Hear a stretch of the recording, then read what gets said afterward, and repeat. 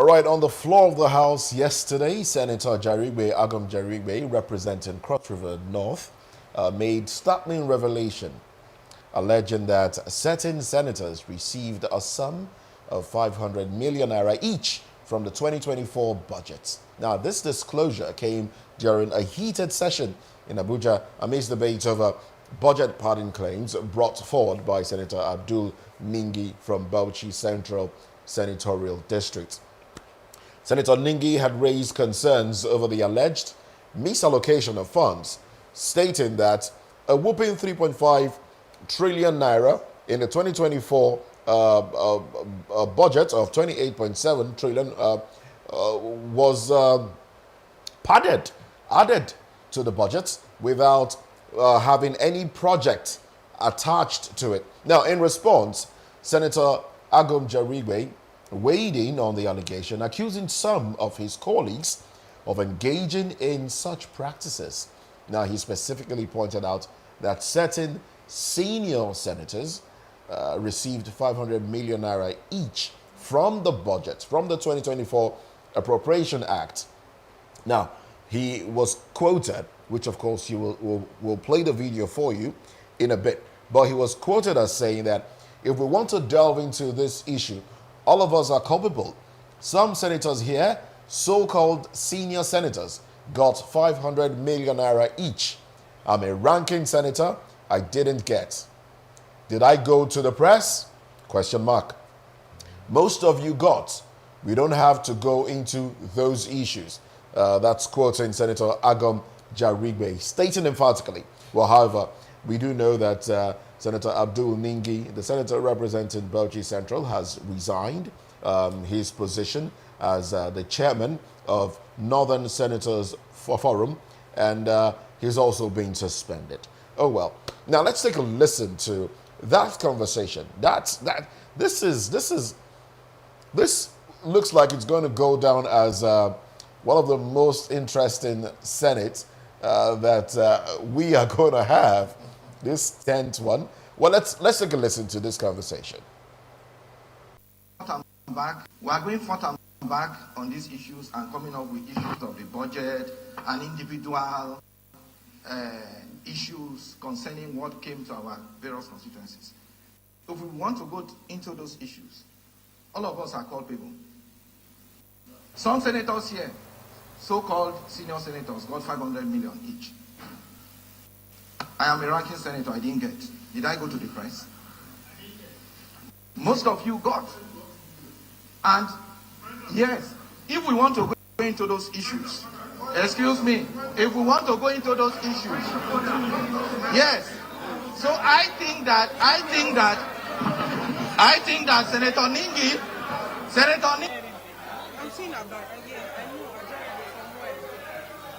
we are going forth and back on these issues and coming up with issues.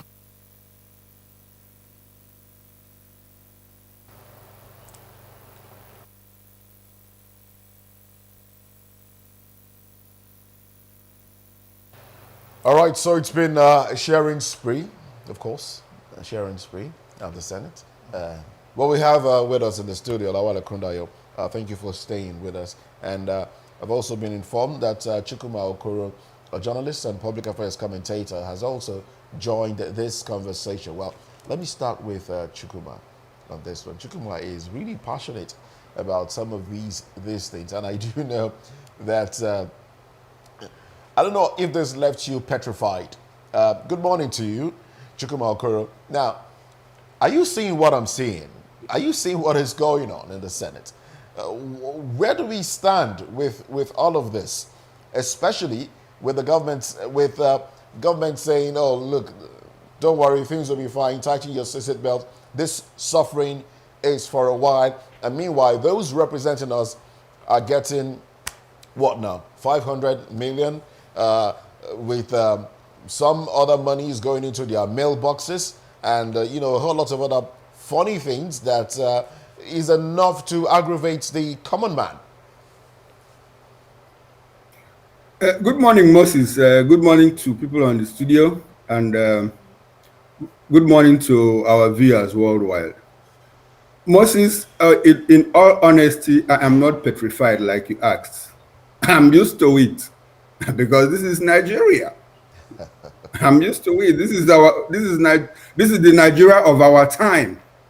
You know, so the Senate, I have always known the Senate, the National Assembly, the legislature, both at the state and the federal level, to be a cesspit, a cesspool of corruption. The Senate has its hands in every pie, in every corruption pie in this country, name it. The Senate has its hands. So I'm not surprised. 500 million naira each. What does it amount to? About how many? 91 senators. Also, it's a small money compared to what we don't know about. It's a small money compared to what we don't know about. When the Senate was convened, when the National Assembly was convened, the first thing they did was to assess a loan and gave themselves 70 billion naira in the midst of crushing poverty.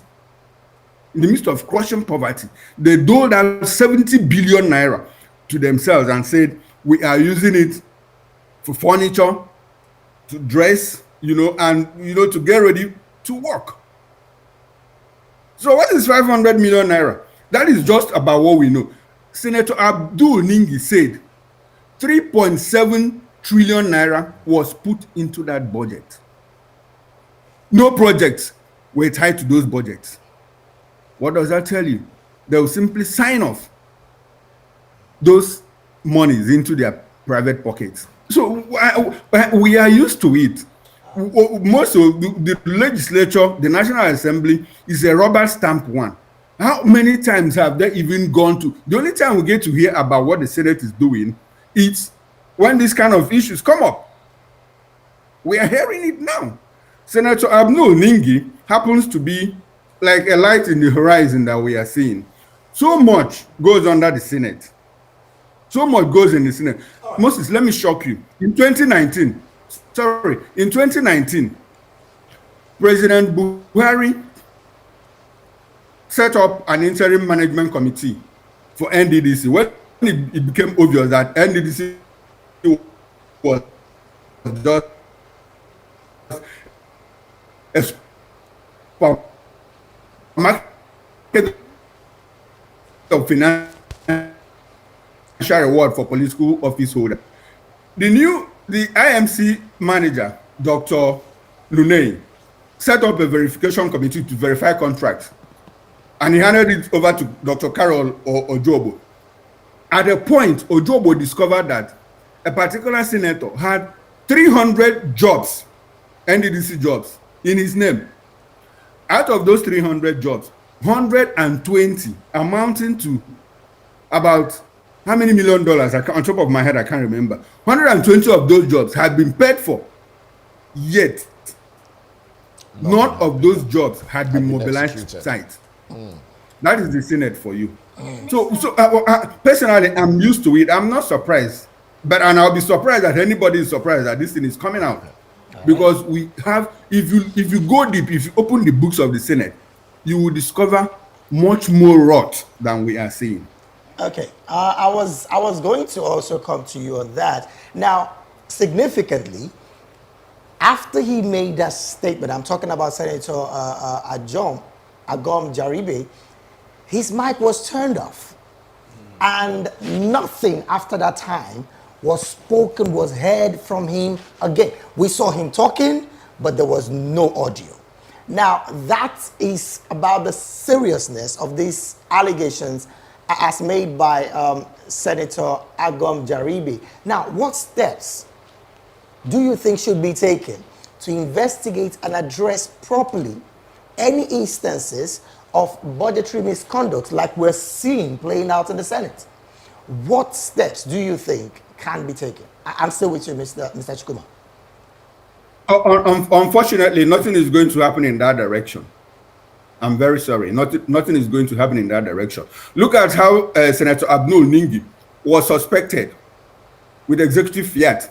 Ordinarily, the Senate has a committee on ethics and privileges, or whatever they call it. that the matter was supposed to be referred to for the committee to conduct its investigations and come up with reports. That didn't happen. The only thing we heard that was that Jumbo, you know, the Nikon man, Senator Brimo now, Yes, Senator yes, Brimo yes. from the Southwest. Yes. Yes, raised a motion that Ningi should be suspended for 12 months without passing through the House Committee on Ethics to see if he has infracted on the rules of the House or whatever. That didn't happen. And it took Akpabio's intervention, an intervention of another person, to reduce it to 3 months. That is to tell you that they want to put a cap on that issue to ensure that it dies. How constitutional is this? The Senate, come again? How constitutional is that suspension? Do you think that was a right move, or Senator Ningi was just gagged by some of his fellow senators to wanting to keep him silent? Because we can also recall that he also took back his words. He said he was quoted. I mean, do you think he's being gagged, or there is some level of intimidation by some of his fellow senators? Okay, well, let's come to Laudawal now. Now, do you perceive a cover-up here? Yes, there's a cover-up. But for you to switch off the mic of someone who's speaking, that shows that you don't want others to hear. You are automatically telling that person to keep quiet. Though I think they've gone from they've become more technical. They don't yell "put off your mic" anymore. Now they switch it off from the control room. He has the power to switch it off. I think the Senate president has the control. He's still to. Who wants Now, before they would say put off your mic, off your mic. Now they put it off themselves. Interesting, Now, amazing. To me, you get it. It's like Nigeria is taking a new step. How do you mean? Good, because you don't get to hear some of these political office holders coming out, to speak the truth. For example, what this man just said, and his mic was switched off, he knew that what he was going to say, you get it, will cause problem. He had to say it openly. That's how he had to, because I didn't mean he had discussed it with the majority leader or some other person. Would have find a way to quickly, make sure he did not speak. So he came out boldly to say it. They had to switch off to let you know. Some of them, they know that what they are doing is not right. So they are coming out occasionally to speak. That is a new development. Is it tone to this, where people are saying that what made Abdul Ningi and even Jarigbe to come out to talk might actually be the fact, according to what Jarigbe said, the 500 million naira that was shared was given to, in quotes, senior senators. Maybe now in the Senate, they've actually divided the junior, they have junior section and senior section now.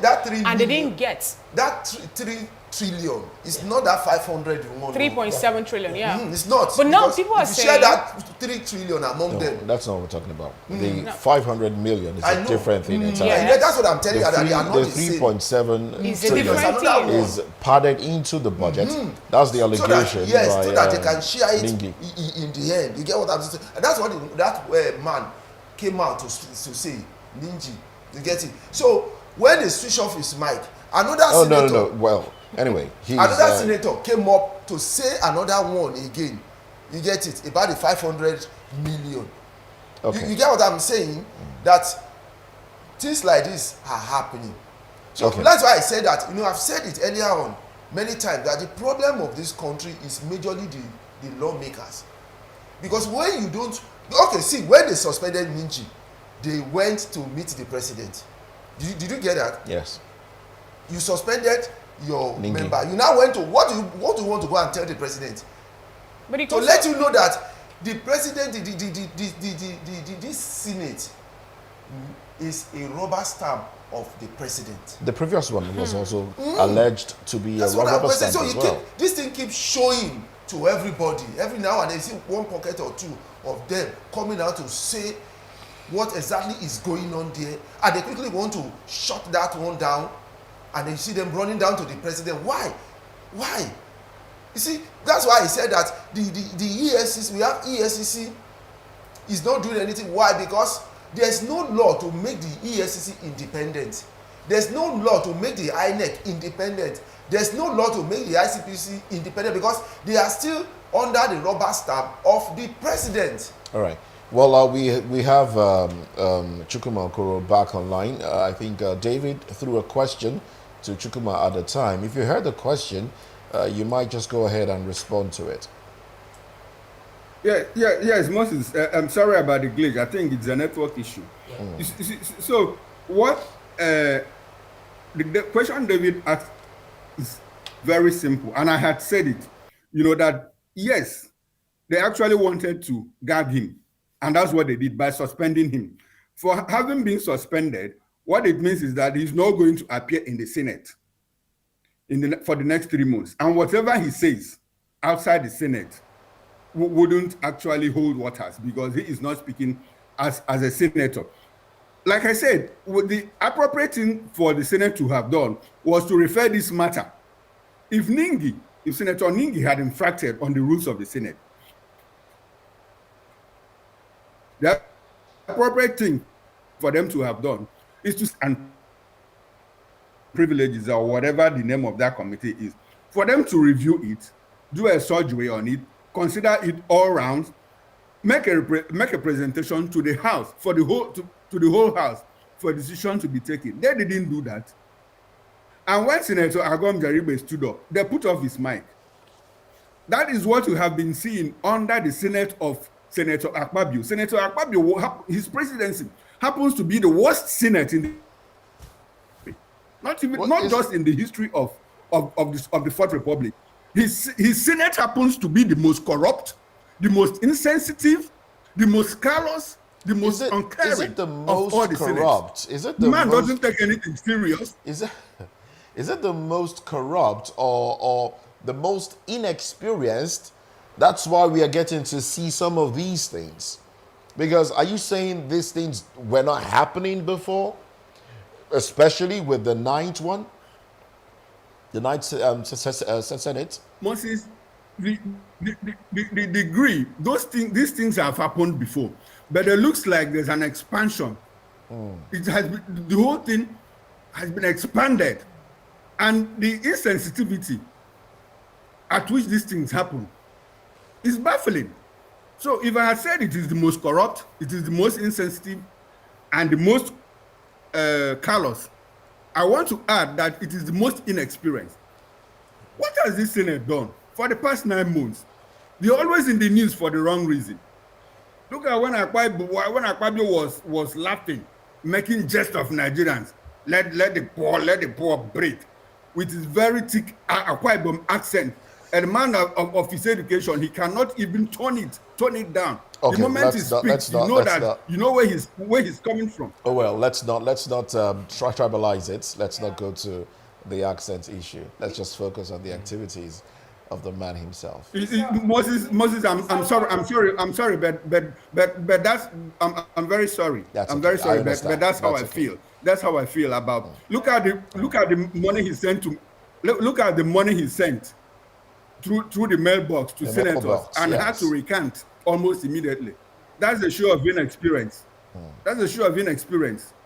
You know. So see, I'm not the Senate is.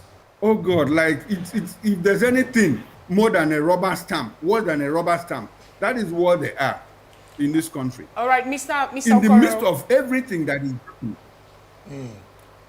Okay, Mr. Okoro, now we have another we have another Senate leader in the person of Emi Bamidele, the senator representing the Ekiti Central, saying something about Ningi and some of the people who also come up to talk about how the Senate have been running their affairs in this particular 10th Senate.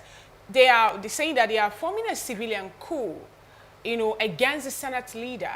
Now, do you also buy that idea? Because not just Ningi now is talking. From what we saw played out in the House, Even Jarigbe spoke about it, and another senator also wanted to talk, but we're not given opportunity to talk. Now, do you think all this is actually they are forming a civilian coup, like Bamidele talked about? This is not any civilian coup. You see, what our leaders normally do is that when they are in a trap, when we catch them in a trap, they always bring up the ethnicity, the tribal issue, to try to play into our emotions. Yeah. They bring in sentiments. Because Bamidele also went ahead to say that Northerners have been Senate presidents and that the whole Senate was very peaceful. But now that the South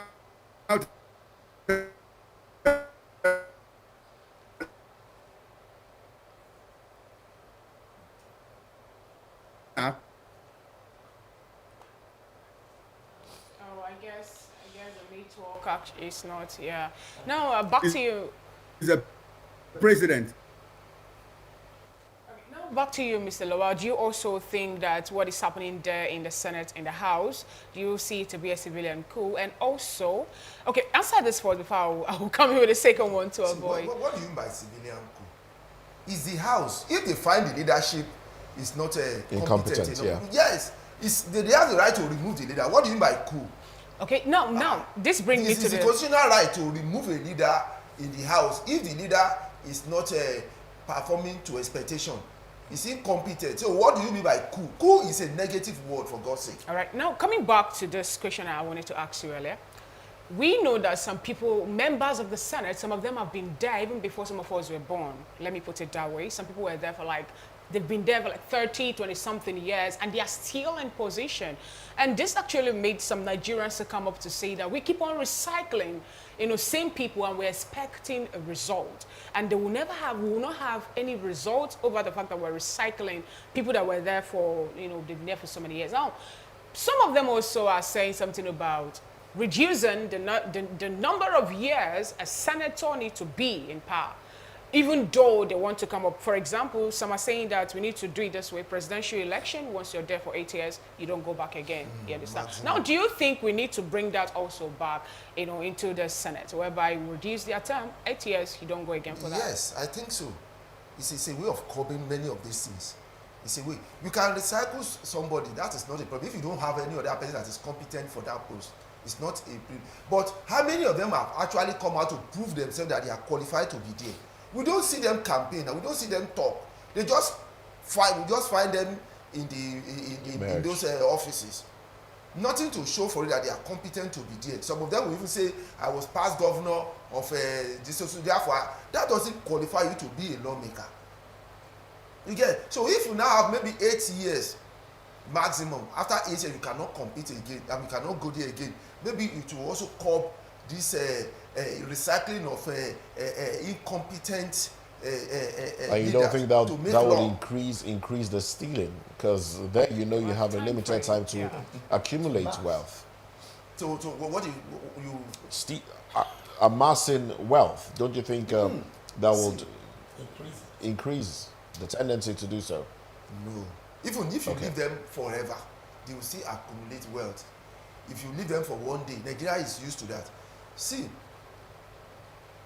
INEC, you get it. If INEC is, that's why the lawmakers are rubber stamp of the president. If INEC is truly independent, and then we have proper procedures for becoming a lawmaker or occupying a political post, you find the right people there. You get, that is why one of the things they use in checkmating the right people from going there is by making the money to get a form to get a form to be a senator or whatever very expensive for a common person who has, for example, you didn't steal, you didn't pass corruption, you've been in your service for 30 years, you get it, and you left the service with a good record, you didn't steal money, so you are not so rich. You are just an average Nigerian. And somebody who stole money in the office, he has accumulated so much wealth. When the two of you compete in Nigeria, the person that has accumulated that stolen wealth will definitely beat you down. That is the system. Right. Why the one that is actually the right person to be there will not be able to get, because the first thing is to put a huge sum of money down before him, so that he will not be able to meet up, and then will just find himself out of the place. That's why you see them accumulating so much wealth, and that's why they are a problem. All right, now we learned that Mr. Charles Okoro is Chukuma Okoro is back online with us. Yes. Okay, please, Mr. Chukuma Okoro, this actually is for you. Some time ago, a political elite said something talking about people that want to jabba. That if you're looking for a 9-to-5 job, it's okay for you to jabba. But if you don't want to, that Nigeria is a place where you can just be. And you wake up, bam, you're now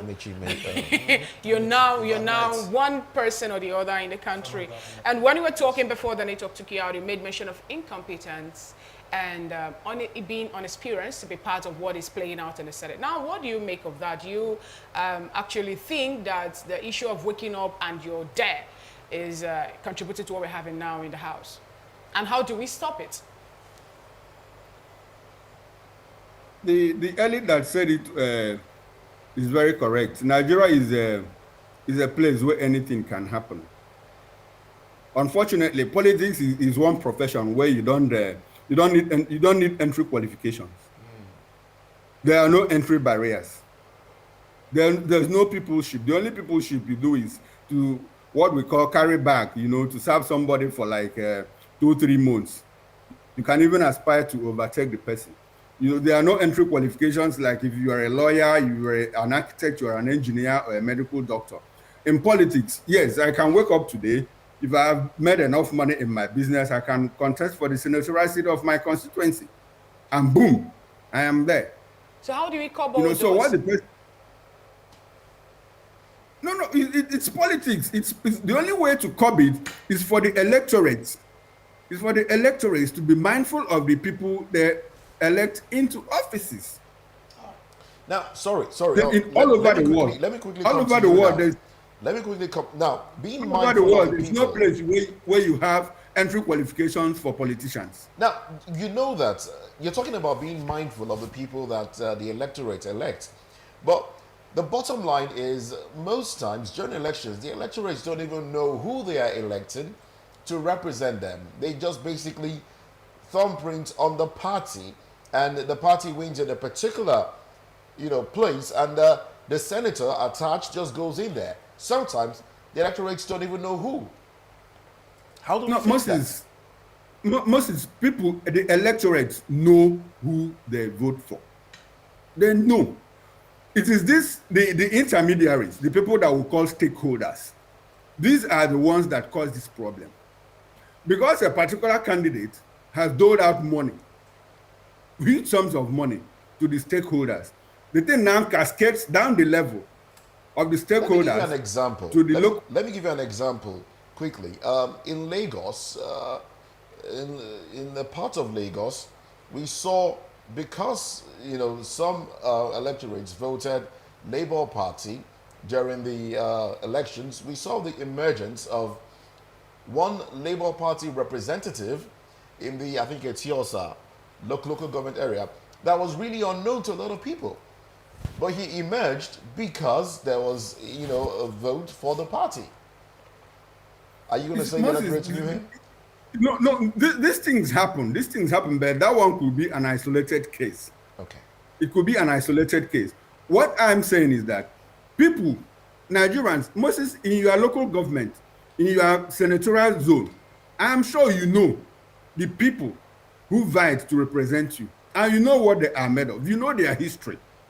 You know people who have served, people who have delivered, people who have their antecedents based on either the work they did as government officers or as private individuals. You know how they have impacted the people.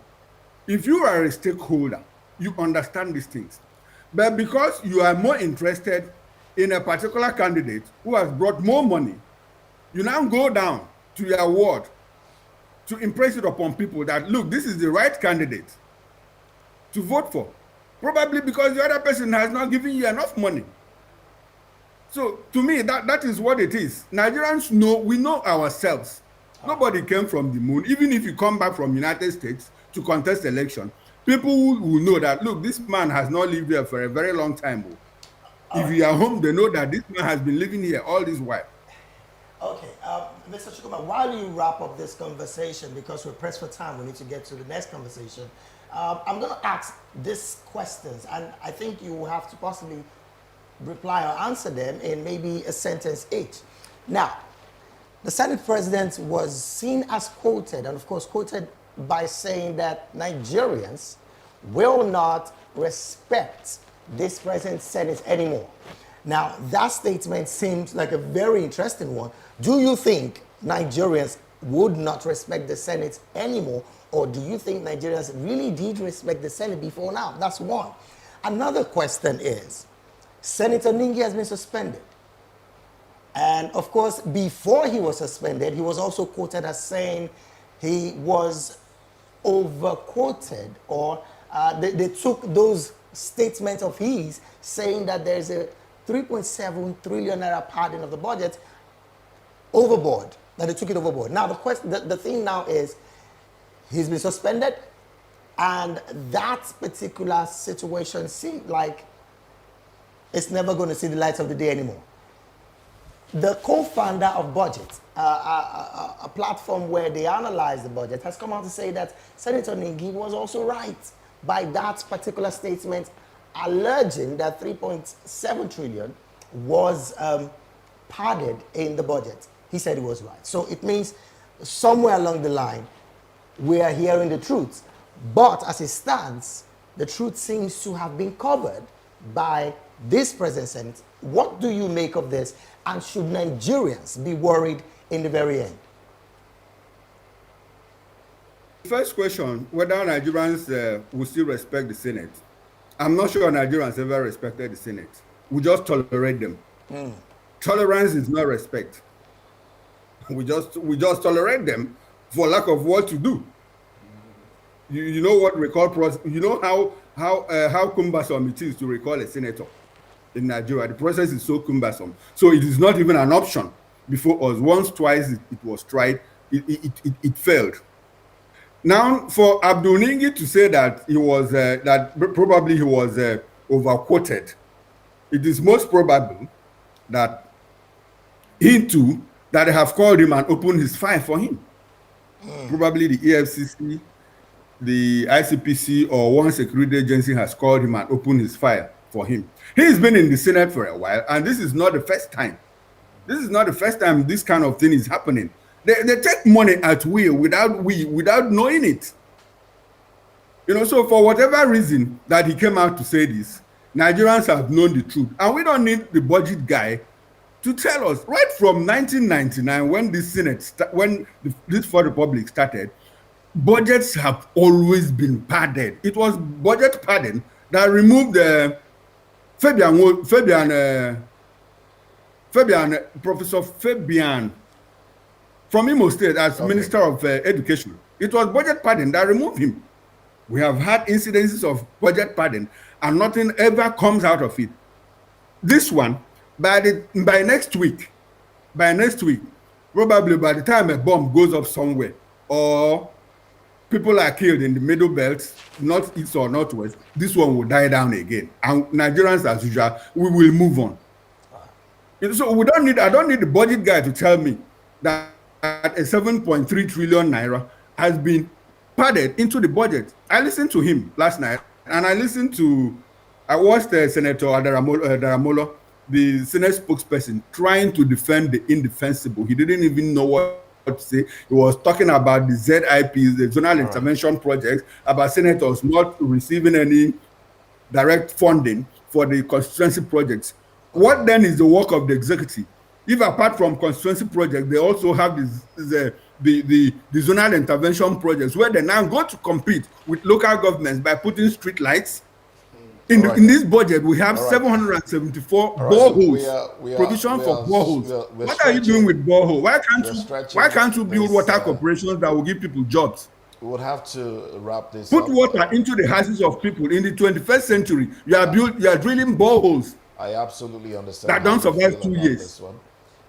Like every concerned Nigerian, everyone is upset hearing this, especially when you juxtapose this with the sufferings going on in the country. Now, lastly on this one, let me get your thoughts. Would you agree that Nigerians are getting what they voted for? Actually, like I said earlier on, Because we do know that during the elections, some individuals said, look, we are not giving shishi. We will not bribe you. Some others came out to say, look, if you're not giving us shishi, we will not vote you in. All right? And then, because of the cash crunch, we actually saw in Ogun State, some people saying, look, this is, we need money. Now, quickly, in 30 seconds, would you agree that Nigerians are getting what they voted for? but we've always been getting what we voted for because we've always been voting something what we'll put in our mouth and not our conscience. So it's our fault. Yes, it's our fault. Okay. Purely it's our fault. All right then. Thank you very much. Let's go to the second topic now. President Tinubu to fix farmers' herders' crisis, boost food production in 3 weeks. This is this topic that we have, second one we have on the radar this morning. But we encourage you to, send us a WhatsApp message. There's a number displayed on the screen for you to be part of today's conversation and even subsequent ones. As you also get to the YouTube, click on the ring or the bell button for subscription notification at Voice of the People TV and other streaming media platforms at VOP TV Live. We'll go on a short break, and when we come back, we'll move straight down into the topic.